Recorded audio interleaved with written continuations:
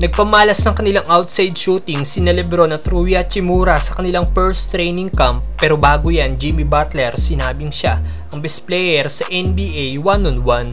No doubt na isa sa top superstar na meron ng NBA ngayon ay si Jimmy Butler.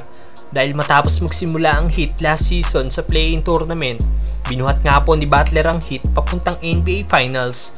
At sa media day interview kay Butler, tinanong nga po ito kung ganito pa rin daw ba ang pakiramdam ng 6 times All-Star, na kung siya pa rin ang best basketball player ngayon na sinabi ni Butler sa kanya noong NBA Finals. Ayon sa Heat superstar, isang team game daw ang basketball.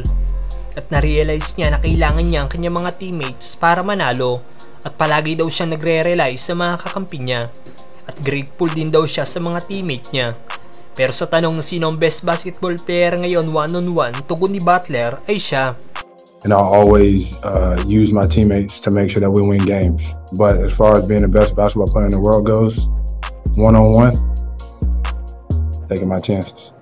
Marami magdidisagree sa sinabing ito ni Butler, pero ang isang bagay na makakapagkumbinsi sa mga NBA fans na si Butler ang best player ngayon ay isang championship at MVP award.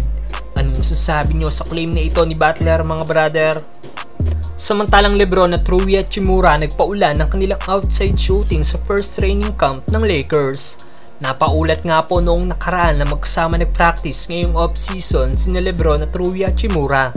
Hindi nga lang po chemistry ang nabuo ng dalawang Lakers forward, kundi isang solid band din. Spotted nga po si LBJ at Rui na magkasama sa ginawang minicamp ng Lakers noong nakaraan. At sa ginawang media day ng Lakers, kita nga po ang pangungulit na ginawa ni LeBron sa Japanese native, at tinawag pa si Rui habang ini-interview ito. Patunay lang ito sa closeness na nabuo kina LeBron at Hachimura. Binigyang nickname nga din po ng all-time scoring leader na si LeBron James si Hachimura, at tinawag na Daniel San, at siya naman si Mr. Miyagi. Hango nga po ito sa 1984 film na Karate Kid, kung saan guro ni Daniel San si Mr. Miyagi, na ayon kay LeBron nakikita niya daw ang sarili niya kay Rui Hachimura. Siguradong lalong mamotivate nito si Hachimura dahil ang isa sa GOAT ng basketball ang kanyang teacher.